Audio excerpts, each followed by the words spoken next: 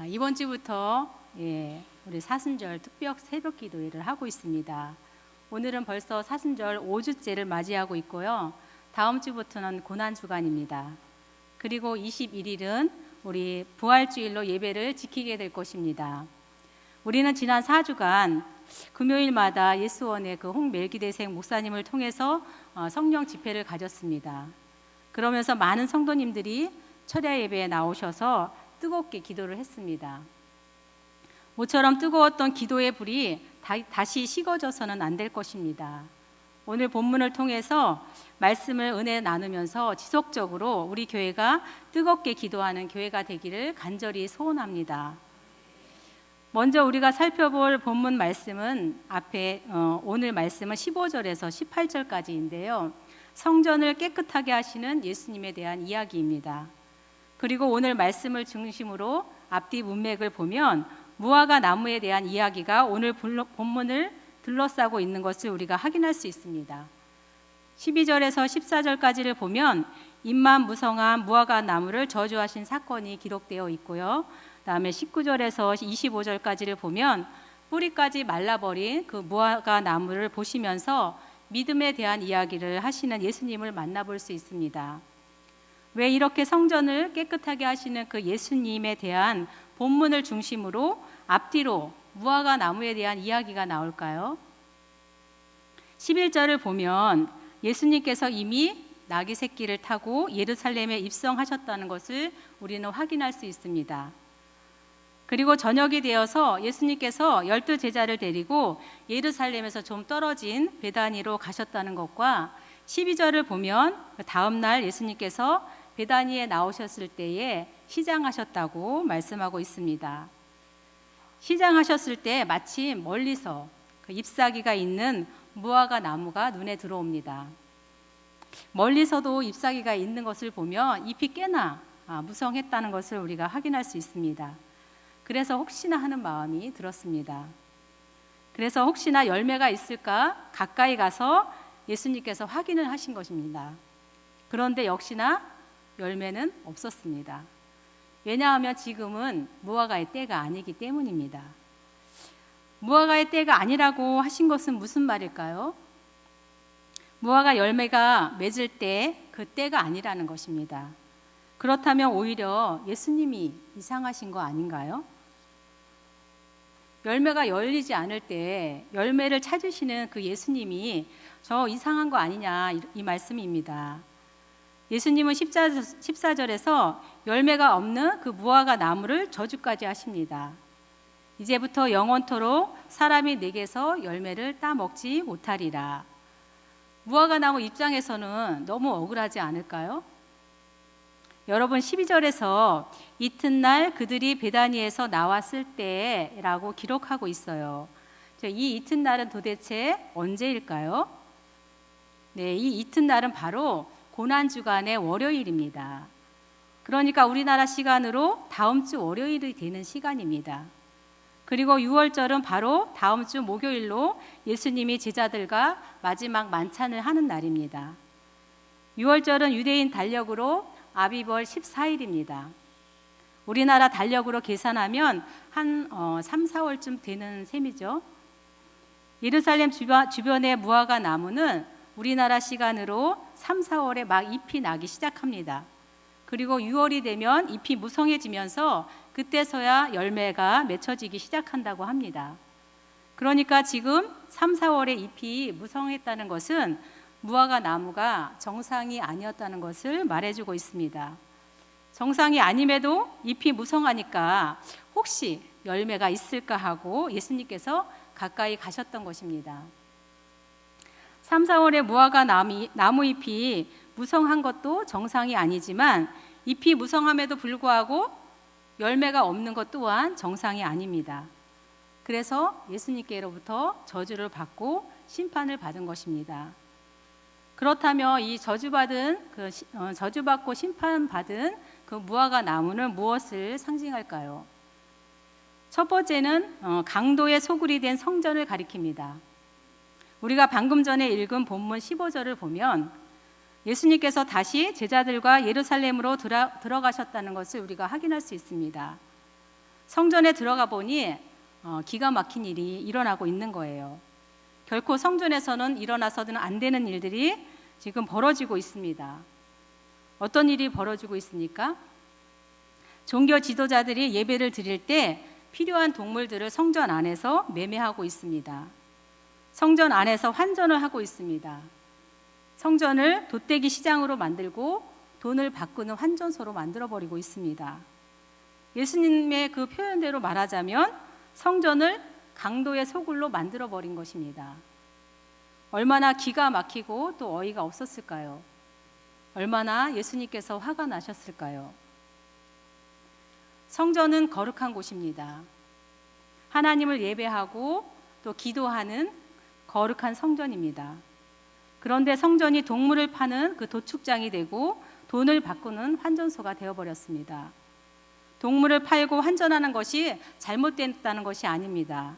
왜냐하면 예배하기 위해서는 동물을 사는 일이 그 당시에 필요했고 또 성전세를 내기 위해서는 환전하는 것이 필요했기 때문입니다. 유대인들에게는 예루살렘에 모여서 절기를 지켜야 하는 명절이 있습니다. 그 중에 하나가 유월절입니다. 그렇기 때문에 유월절과 같은 그런 명절을 지키기 위해서는 각도에 의해 흩어져 있는 사람들이 예루살렘에 다 모였습니다. 그뿐만이 아닙니다. 또 세계 곳곳에 흩어져 있는 그 디아스포라 유대인들도 예루살렘으로 다 모여들었습니다. 먼 곳에 있는 그 사람들이 동물을 가지고 예루살렘에 오기는 참 힘들었겠죠. 더군다나 당시는 로마의 그 지배 아래 있었기 때문에 일반인들에게는 성전 화폐를 로마의 화폐를 사용했습니다. 그 당시에 사용한 화폐가. 그래서 동물을 팔고 환전을 하는 일은 얼마든지 성전 밖에서 할 수 있는 일이었습니다. 실제로 성전 밖에서는 이런 일을 하는 곳이 있었습니다. 그런데도 불구하고 성전에서 매매하고 돈 바꾸는 일이 일어났던 것입니다. 그래서 예수님은 매매하는 자들을 내쫓으시고 그리고 돈 바꾸는 자들의 상과 비둘기 파는 자들의 의자를 들러 엎으셨습니다. 그리고 아무도 물건을 가지고 들어와서 성전 안으로 다니는 것을 허락하지 않으셨습니다.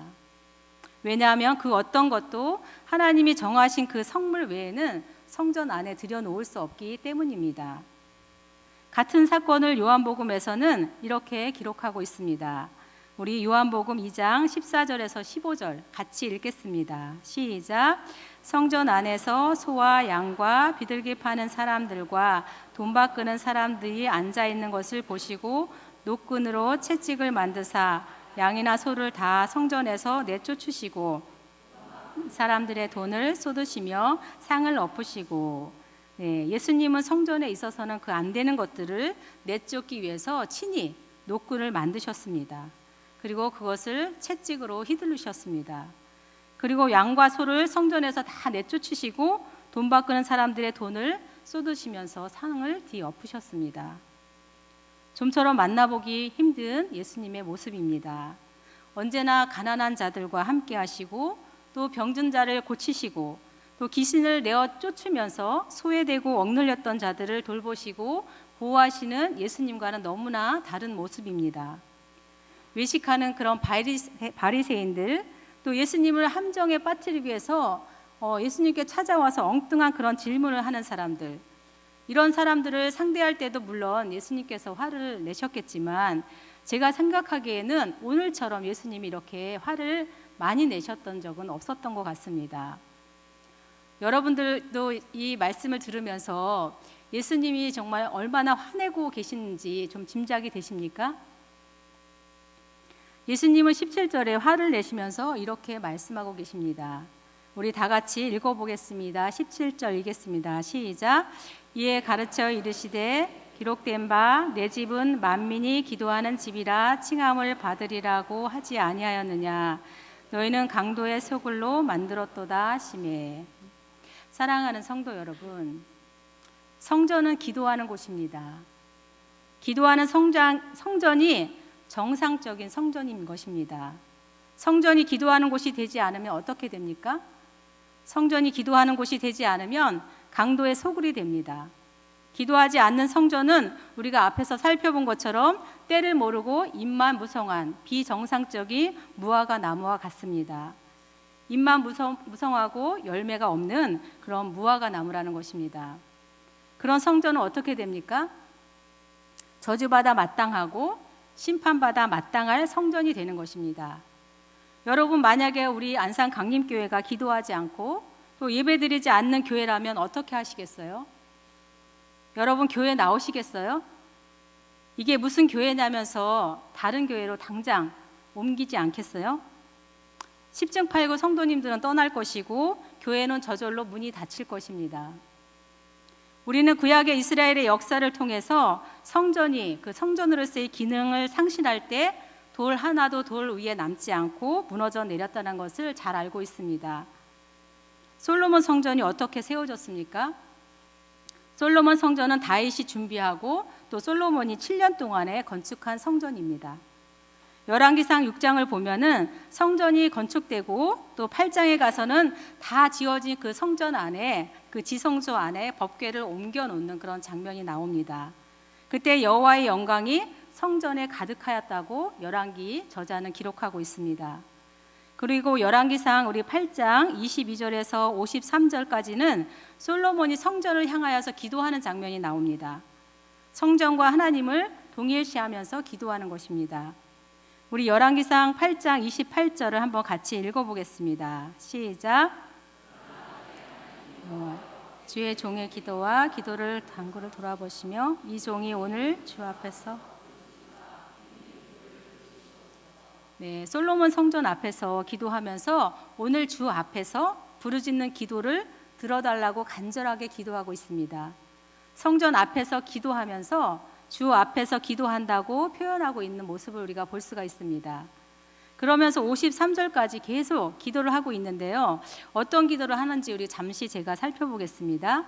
만일 어떤 사람이 이웃에게 범죄하거든, 만일 주의 백성 이스라엘이 주께 범죄하여 전쟁에서 패하거든, 만일 백성이 주께 범죄하여 비가 내리지 않으므로 벌을 받거든, 만일 기근이나 전염병이 있거든, 심지어 41절에 가면 주의 백성 이스라엘에 속하지 아니한 그 이방인이 먼 지방에 와서 이 성전을 향하여서 기도하거든 등등등 이렇게 기도하는 내용들이 나와 있습니다. 성전을 향하여서 기도하든 아니면 성전 안에서 기도하든 이스라엘 백성들이 기도할 때 여호와 하나님께서 들어주시고 돌봐달라는 것입니다. 솔로몬 성전이 건축된 이유는 하나님이 임재하시는 그곳에서 하나님을 예배하고 기도하기 위함이었습니다.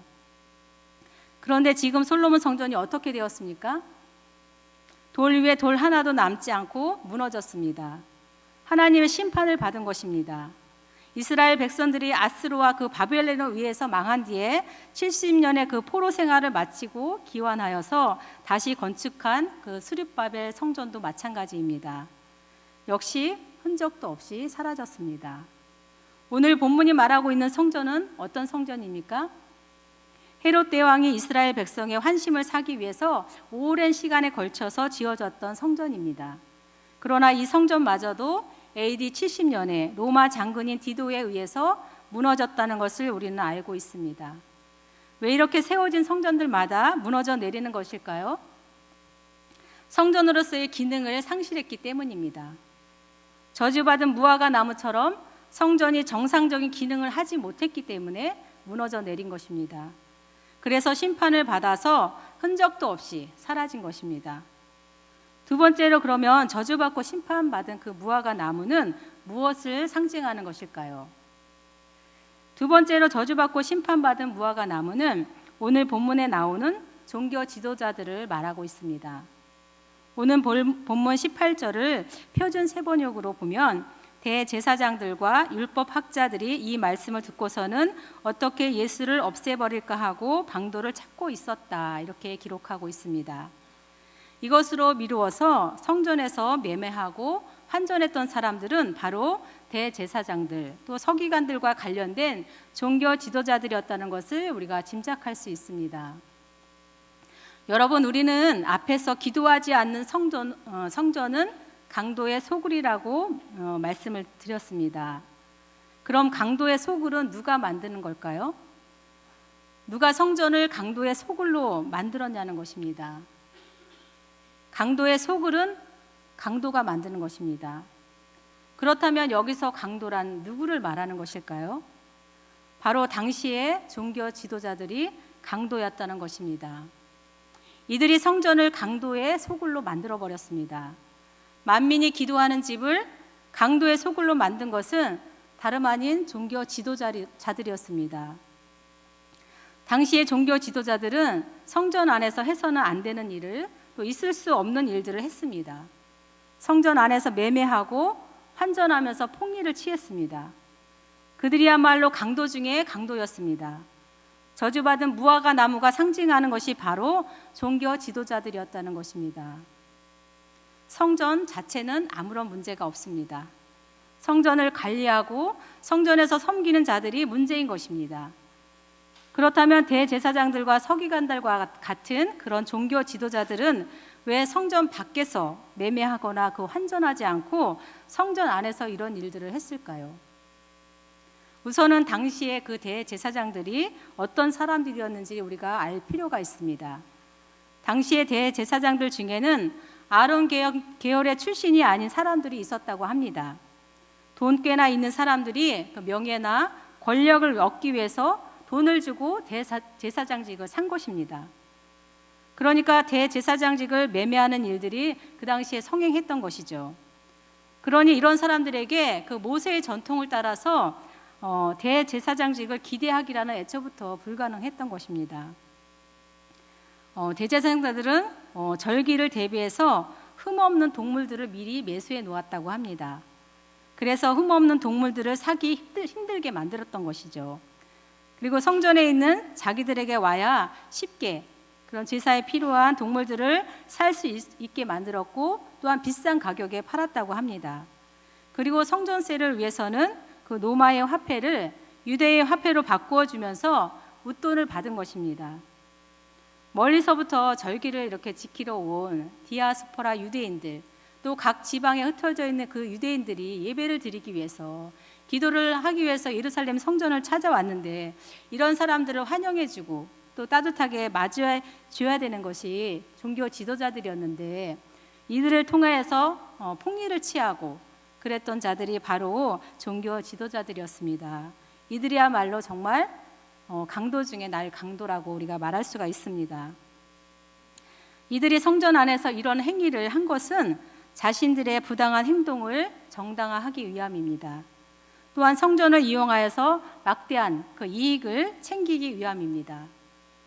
그렇기 때문에 그 성전 밖이 아닌 그런 성전 안에서 매매하고 환전하는 일들이 필요했던 것입니다.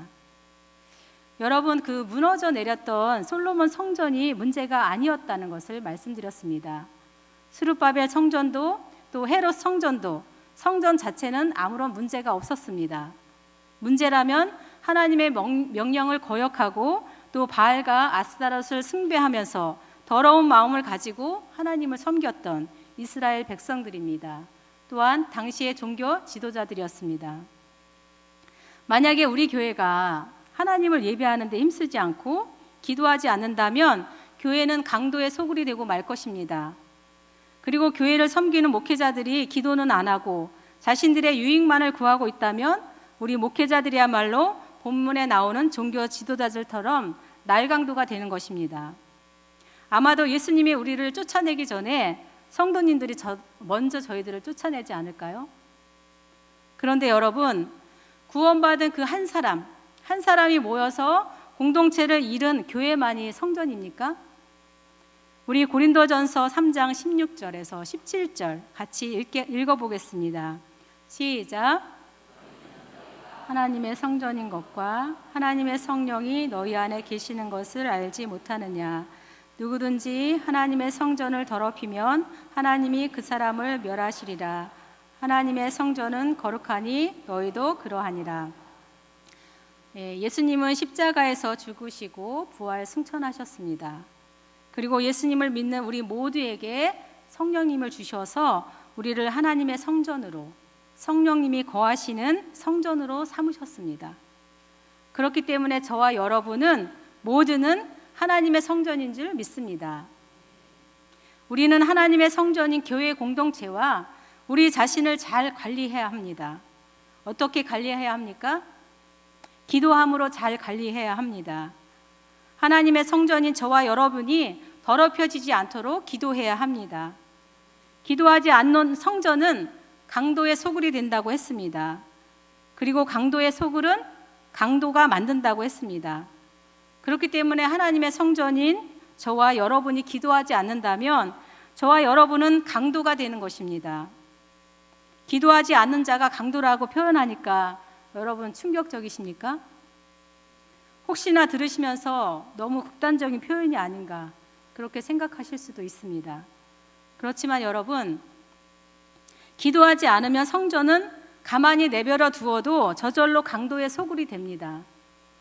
저와 여러분의 마음의 성전은 의도하지 않아도 세상 것들이 마구잡이로 들어오고 노력하지 않아도 세상 가치관들로 채워지게 되어 있습니다. 성전 안에 있어서는 안 되는 그런 모든 세상 것들이 우리 안에 가득 채워지게 되는 것입니다. 저절로 강도의 소굴이 되는 것입니다. 그렇기 때문에 우리가 기도하지 않으면 의도하지 않아도 우리가 강도의 자리에 앉게 되는 것입니다. 결국 그런 성전은 무너지고 말 것입니다. 성전을 더럽히면 하나님께서 멸하신다고 하셨기 때문에 우리의 성전은 무너지게 되는 것입니다. 우리는 오늘 본문 뒤에 나오는 말씀 20절에서 25절에 그 뿌리채 말라버린 무화과 나무를 보면서 예수님께서 믿음에 대한 말씀을 하시는 것을 우리가 볼 수 있었습니다. 그렇다면 여기서 말씀하신 그 믿음이란 어떤 믿음을 말하는 것일까요? 우리 마가복음 11장 22절 말씀 같이 읽어보겠습니다. 시작. 네, 제자들과 예수님이 무화과 나무 옆을 지나가고 있었습니다. 그런데 예수님이 저주하신 그 무화과 나무가 뿌리채 말라버린 것입니다. 베드로가 이것을 보고 예수님께 묻습니다. 선생님, 보세요. 저주하신 무화과 나무가 말랐어요. 그랬더니 예수님께서 대답하시기를 하나님을 믿으라. 이렇게 말씀하시는 겁니다. 먼저 우리는 기도할 때 하나님에 대한 그 믿음이 있어야 될 줄을 믿습니다. 믿음의 대상은 오직 하나님 한 분뿐이십니다. 제가 지난주 철야 예배 때 담임 목사님께서 기도의 문을 찾아야 된다, 솔직한 기도를 해야 된다는 말씀을 전해주셨습니다. 설교는 제가 되게 은혜 받았는데 열심히 듣고 나서 기도하는 시간에 제가 조금 졸음이 오더라고요. 그래서 비몽사몽간에 그렇게 기도하고 있는데 갑자기 돌아가신 아버지가 너무 생각이 나면서 너무너무 보고 싶은 거예요. 아버지가 제 곁에 안 계시다는 것이 너무 믿어지지가 않는 거예요. 그래서 아버지가 너무 보고 싶다고, 하나님 아버지가 너무 보고 싶어요. 우리 아버지가 안 계시다는 것이 믿어지지 않아요 하면서 제가 울면서 기도를 했습니다. 잠깐 이렇게 울고 나서 제가 생각해도 너무 이상한 거예요. 그래서 하나님께 질문을 했습니다. 하나님, 왜 졸리다 말고 갑자기 아버지 생각이 난 거예요? 아버지가 너무너무 보고 싶고 또 아버지가 안 계시다는 것이 왜 이토록 믿어지지가 않는 거죠? 갑자기 왜 이런 생각이 든 거죠? 제가 이렇게 질문을 했습니다. 그런데 하나님께서 저에게 이런 마음을 주셨습니다. 아버지가 안 계시다는 것이 믿어지지 않니? 아버지와 50년 넘게 그렇게 함께 했는데 어떻게 안 계시다는 것이 믿어질 수 있겠니? 아버지와 함께 동거동락했던 그 너와 또 할아버지의 존재를 알고 있는 너의 자녀도 할아버지가 안 계시다는 것을 아마 믿을 수 없을 거야. 그렇지만 너의 자녀가 자녀를 낳아서 손주들이 태어나면 너의 아버지에 대한 존재를 믿을 수 있을까? 만약에 그 아이들이 믿지 않는다면 너는 엄청 답답해 하겠지? 답답해서 아마 미치고 말 거야. 너나 너의 자녀들이 아버지의 존재를 얘기해 주면 그때는 믿겠지? 그런데 어쩜 안 믿을 수 있을지도 몰라. 마찬가지로 저는 내가 태어나기도 전, 그러니까 제가 태어나기도 전 그 2000년 전에 엄연히 존재했던 그런 예수님이라는 말씀을 주셨어요. 나는 너가 태어나기도 전 그 2000년 전에 있었던 그 하나님이란다. 네가 앞으로 태어날 손주들에게 아버지의 존재를 얘기해야 알고 믿는 것처럼 내가 하나님의 아들 예수 그리스도라는 것을 직접 보고 경험했던 제자들의 그 증언이 있었기에 오늘 내가 나를 믿을 수 있게 된 거란다. 이런 마음을 주셨어요. 하나님께서 갑자기 저한테 왜 이런 깨달음을 주실까 생각해 보니 제가 예전에 가끔 그 하나님에 대한 의문을 가진 적이 여러 번 있었습니다. 하나님이 정말 살아계실까? 하나님이 정말 성경에 나오는 모든 기적들을 베푸신 것이 맞는가? 내 눈으로 보는 모든 것들을 정말 하나님이 만드신 게 맞나?